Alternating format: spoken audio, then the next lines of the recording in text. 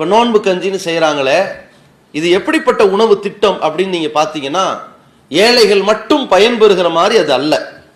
வசதி உள்ளவர்களும் அந்த நோன்பு கஞ்சியை குடிப்பாங்க, வசதி உள்ளவர்களும் தங்க தாக்கத்தை ஏத்த மாதிரி அந்த நோன்பு கஞ்சி செலவுக்காக உணவுக்காக காசு கொடுப்பாங்க, ஏழைகளும் அவங்க தாக்கத்துக்கு ஏத்த மாதிரி கொடுப்பாங்க, ஏழைகளும் அதுல பயன்பெறுவார்கள், இயலாதவர்களும் பயன்பெறுவார்கள். இதுதான் அந்த நோன்பு கஞ்சி திட்டம்.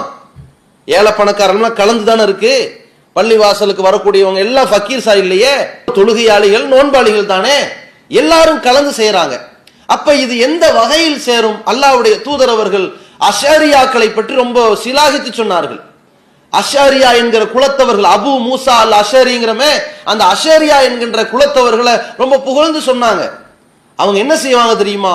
தங்களுடைய சமுதாயத்திற்காக வேண்டி உணவு கொஞ்சம் கம்மியா இருந்ததுன்னா என்ன செய்வாங்கன்னா, எல்லோரும் தங்கள் சக்திக்கு ஏற்ற அளவில் வீட்டில் இருக்கிற உணவுகளை எல்லாம் கொண்டு வந்து ஒரு இடத்துல ஒன்று திரட்டுவாங்க.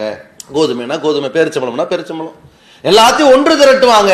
ஒன்று திரட்டி விட்டு எல்லா வீடுகளுக்கும் சமமா பங்கிட்டுருவாங்க, சமமா பங்கு பிரிச்சு கொடுத்துருவாங்க. அனைவருக்கும் சமமா அந்த உணவு போய் சேர்ந்துரும் இல்லையா? அல்லாஹ்வின் தூதர் அவர்கள் சொன்னார்கள், ஹும் மின்னி, அவங்க என்னை சேர்ந்தவர்கள், ஆனா மின்ஹும், நான் அவங்கள சேர்ந்தவன். இப்படிதான் இருக்கணும். அல்லாஹ்வுடைய தூதர் அவர்கள் ரொம்ப வழிமொழிந்து அதை சொன்னார்கள். இது நபி வழி. அது